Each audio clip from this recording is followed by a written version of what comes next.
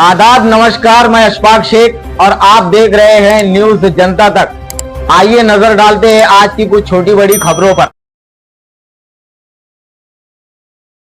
कि अगर corporation commissioner को 54 झोपड़े तोड़ने की नोटिस दी गई थी तो बाकी के जो झोपड़े टूटे इसका जिम्मेदार इसके पीछे कौन सा सियासी शख्स है या इसके पीछे कौन सा जमीन माफिया है, इसकी भी मालूमात लेने की 178(3) ये जो गट है इसमें अलग अलग जगह पर टुकड़े बनाकर इसके अंदर बेचने वाले ये जिन्हें जमीन माफिया कहेंगे ये कौन लोग हैं ये भी समझने की जरूरत है। जब हमने यहाँ पे मालूमात ली तो कुछ नाम हमारे सामने आए। सबसे पहले नंबर 1 पर आता है शमीम बानो, उसके बाद इरफान चमड़े वाले, सिराज दलाल, शफीक प्लास्टिक वाला, मुफ्ती निजामुद्दीन, रईस सोडे वाला और अलाउ दलाल। ऐसे कुछ 5-7 नाम हमारे सामने सिराज, ऐसे अब ऐसे कई नाम हमारे सामने आए। ये मोहल्ले वालों ने हमको बताया तो हमने उसको note down. Social democratic party of India SDPI के एक वफद ने सर्वे नंबर 178/3 यहाँ के झोपड़ा धारकों से जिनके मकान बुलडोज किए गए इन लोगों से मुलाकात करते हुए सारे मामलात की हम लोगों ने मालूमात ली। मालूमात तो हम लोग को रोज़ अव्वल से थी क्योंकि गुज़िश्ता 2 साल पहले भी हम लोगों ने यहाँ पे विज़िट किया था। उस वक्त नोटिस आई थी इन लोगों को हाईकोर्ट से। तब ऐसा प्रोग्राम बना था कि हर झोपड़े वालों से कुछ रकम ली जाए और हाईकोर्ट के मामलात को उन पैसों के बदले में ये उन पैसों से हल किया जाए। कुछ सियासी लोग भी इसके अंदर इन्वॉल्व हुए थे, उनके लोग भी इन्वॉल्व हुए थे, ऐसा झोपड़ा धारकों का कहना है उस वक्त। आज इस बात को हमको समझना होगा कि यहाँ के एक्चुअल हालात क्या है, क्योंकि हमें ऐसा लगता है कि इसके अंदर लोगों को गुमराह किया जा रहा है। जैसे मैं कुछ बातें आप लोगों के सामने, आप लोगों के ज़रिए इस इलाके की और शहर की आवाम के सामने रखना चाहता हूँ। सर्वे नंबर 178/3 3 मई बरोज शनिचर की सुबह मुंबई हाईकोर्ट के ऑर्डर से 5253 की नोटिस पर कार्रवाई करते हुए मालेगांव म्युनिसिपल कमिश्नर की हिदायत पर और मालेगांव अतिक्रमण दस्ते ने मिल करके यहाँ पर मकानात को मुनहदिम करने की कार्रवाई की, जिसमें बकौल कमिश्नर के हमने 54 झोपड़े तोड़े हैं। मगर जब हमने यहाँ आकर मालूमात ली तो ये पता चला कि ये 54 नहीं, 150 से ज़ायद, कोई कह रहा है 180 है, कोई कह रहा है 160 है।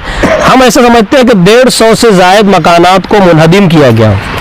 तो यहाँ पे एक सवाल आता है कि अगर कारपोरेशन कमिश्नर को 54 झोपड़े तोड़ने की नोटिस दी गई थी तो बाकी के जो झोपड़े टूटे इसका जिम्मेदार कौन है, इसके पीछे कौन सा सियासी शख्स है या इसके पीछे कौन सा ज़मीन माफिया है, इसकी भी मालूमात लेने की सख्त ज़रूरत है। दूसरा इसके अंदर ये है कि 178/3 ये जो गट है इसमें अलग अलग जगह पर टुकड़े बनाकर बेचे गए हैं। इसके अंदर बेचने वाले ये जिन्हें ज़मीन माफिया कहेंगे ये कौन लोग हैं ये भी समझने की ज़रूरत है। जब हमने यहाँ पे मालूमात ली तो कुछ नाम हमारे सामने आए। सबसे पहले नंबर 1 पर आता है शमीम बानो, उसके बाद इरफान चमड़े वाले, सिराज दलाल, शफीक प्लास्टिक वाला, मुफ्ती निजामुद्दीन, रईस सोडे वाला और अलाउ दलाल। ऐसे कुछ 5-7 नाम हमारे सामने सिराज, ऐसे अब ऐसे कई नाम हमारे सामने आए। ये मोहल्ले वालों ने हमको बताया तो हमने उसको नोट डाउन किया। उसके बाद ये तमाम लोगों ने मिल करके नोटरी और बॉन्ड बना करके झोपड़ा धारकों को फरोख्त कर दिया और इसके अंदर खुर्द-बुर्द की। अब सवाल ये आता है कि सेशन कोर्ट में 2 मामला चल रहे हैं हमारी मालूमात के हिसाब से और हाई कोर्ट में 2 मामला चल रहे हैं। इसके अंदर माजी में 420 का गुना भी दाखिल हुआ था, कुछ लोग शायद जेल में भी गए थे और कुछ लोगों ने एंटीसिपेटरी जमानत ली थी। अब सवाल ये आता है कि ऐसे हालात में आकर लकड़े का लड्डू दिया जा रहा है। कभी कहा जा रहा है कि हम बना कर देंगे, कभी कहा जा रहा है कि पत्रे का नहीं बनाएंगे, कभी कहा जा रहा है कि मतलब यहाँ के लोग डिमांड कर रहे हैं कि पक्का बना के दो जैसा हमारा बना हुआ था। कल भी हमने एक वीडियो देखा, उसके अंदर भी तरह तरह की बातें आई। तो सवाल ये आता है कि ऐसी कहानी कब तक चलेगी। आज धूप के अय्याम है, बारिश और आंधी तूफान कब भी आ जा रहे हैं। हम देख रहे हैं कि मासूम गरीब बच्चे भी धूप की आग में जल रहे हैं और इनको खाने को अनाज नहीं है और रहने को तो जगह इनका आशियाना ही उजड़ गया। ज़मीन माफियाओं को, जिनको चंद सियासी लोगों की रहबरी हासिल है, ऐसे लोगों को यहाँ पर आने की या इनको अवामी कटघरे में खड़े होने के या उनको आवाम के बीच में लाने की ज़रूरत है। आज इस मौके पर हम लोग एक स्पष्ट बात यहाँ कहना चाह रहे हैं कि ये जो मामला, ये झोपड़े जो टूटे हैं, एक्स्ट्रा 54 झोपड़ों के अलावा इसकी भरपाई कौन करेगा? यकीनन कारपोरेशन कमिश्नर ही करेंगे। देखते हुए जो झोपड़ा धारक है या 178(3) की जो आवाम है, यहाँ के गरीब जो रोज़ मजदूरी कर कमाने खाने वाले लोग हैं, मैं इनसे यही गुजारिश करूँगा कि बिल्कुल भी अपना ताबा छोड़े ना। हम लोग अगर ये उम्मीद में रहेंगे कि कोई बना के देगा और पत्रे का बनाए या कच्चा बनाए या पक्का बनाए, वो बात का मैटर है। आज आप लोगों के पास जो भी साजो सामान है, बल्ली पतरा ठोक ठाक के अपना कब्ज़ा बनाए रखें, मैं ऐसी गुजारिश करूँगा।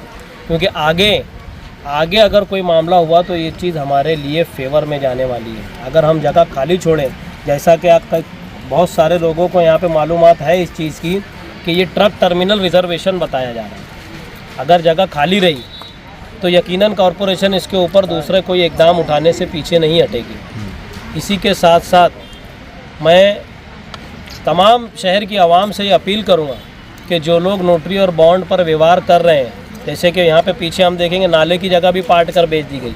शहर में अलग अलग गट के ऊपर जो रिजर्वेशन की जगह है, नदी नालों की जगह है, उसको भी पाट कर बेचने का काम कुछ लोग सियासी लोगों की पुष्ट पनाही में कर रहे हैं। वक्त आने पर उनको भी एक्सपोज किया जाएगा। अब एक सवाल इसके अंदर और आता है कि माजी में जब यहाँ नोटिस आई थी, जो पैसा जमा हुआ था मकान वालों से, उन पैसों का क्या हुआ? कोर्ट में क्यों नहीं उस वक्त कोई मुकदमा दायर किया गया या नोटिस का जवाब क्यों नहीं दिया गया? वो लोग आज कहाँ हैं? देखने में यह आ रहा है कि जो लोग वीडियोस में आके और मीडिया के सामने आके बड़ी बड़ी बातें कर रहे हैं, इसमें कई चेहरे हैं जो खुद ऐसे कारोबार में इन्वॉल्व हैं, मगर आवाम को बेवकूफ़ बना रहे हैं। और जो गरीब मासूम लोग हैं, इनकी खून पसीने की कमाई जो है उसके ऊपर इन्होंने अपनी नज़र जमा के रखी हुई है। आज बस्ती के लोगों की हालत ऐसी है कि अल्लाह रहम करे। कभी धूप, कभी बारिश, कभी आंधी तूफ़ान, कोई इनका पुरसान हाल नहीं है। हम लोगों को कोई फिक्र नहीं है। हम मेंबर आए ही नहीं थे, हमारी मेंबर ही जाएंगी कहाँ से? बराबर है ना। कम से कम ऐसे वक्त में बस्ती वालों के साथ में आके आप मॉरली खड़े तो हो सकते हैं, इनको मॉरल सपोर्ट तो कर सकते हैं। बड़े दुख की बात है कि शहर में नुमाइंदे सो रहे हैं और ऐसे लोग आकर बयानबाजी कर रहे हैं जिनके खुद रिकॉर्ड दुरुस्त नहीं है। जो दलाल माफिया, ज़मीन माफिया मालेगांव शहर के अंदर ऐसे जो दलाली कर रहे हैं, जिनके पास महाराष्ट्र शासन का कोई पुरावा नहीं है, लाइसेंस नहीं है, तो ऐसे लोगों के लिए आगे कहाँ तक जाएंगे आप? देखिए, हमारे शहर में अलमिया ऐसा है कि हर दूसरे घर में दलाल पाए जाते हैं। हर दूसरे घर में एक दलाल है जिनको उतारा पकड़ने का ढंग नहीं, पढ़ना तो छोड़ दो, पकड़ने का ढंग नहीं, वो लोग दलाली कर रहे हैं। मैं शहर की आवाम से तो अपील करूँगा कि ऐसे दलालों से होशियार रहें। प्रशासन से बिलखुसूस कलेक्टर से और प्रांत ऑफिसर से, तहसीलदार से और जितने भी प्रशासनिक डिपार्टमेंट हैं, मैं इन तमाम लोगों से अपील करूंगा, जिम्मेदारान से, कि ऐसे जितने दलाल हैं जो भू माफिया, ज़मीन के माफियाओं के साथ में मिल करके खुर्द बुर्द कर रहे हैं, इनके ऊपर कठोर से कठोर कार्रवाई हो। क्योंकि हमारी मालूमात में एकदम दाल में नमक के बराबर भी लाइसेंस होल्डर दलाल मालेगांव में नहीं है। तो ये फिर जाली, फर्जी और फेक दलाल शहर में कैसे घूम रहे हैं? अभी हम देख रहे हैं, रोज़ यूट्यूब पर और अखबारात में आ रहा है, अलग अलग गट के ऊपर कार्रवाई होने का काम जो शुरू हो रहा है। कौन होगा इसका जिम्मेदार? आज अवामी नुमाइंदे या जो लोग अवाम की नुमाइंदगी का दम भरते हैं, वो लोग आकर वीडियो में बाइट दे रहे हैं और बोल रहे हैं, मगर जब ये होता है, जब ये काले कारनामे होते हैं, उस वक्त ये कहाँ होते हैं? जो ये करने वाले लोग हैं, इन्हीं की पुश्त पनाही में किए जाते हैं। ऐसा हमारा स्पष्ट इल्ज़ाम है। आज मैं बस्ती वालों को बिलखुसूस 178/3 की जो आवाम है, जिनके घर झोपड़े तोड़े गए, मैं इनको तसल्ली दे रहा हूँ और ये दिलासा दिला रहा हूँ कि हर तरीके की कानूनी लड़ाई आप लोगों के साथ में लड़ने का जो है अंदिया हम लोग जाहिर कर रहे हैं और ये यकीन दिला रहे हैं कि आखिरी दम तक हम आप लोगों के साथ में खड़े हैं। Malegaon social democratic party of India ऐलान कर रही है।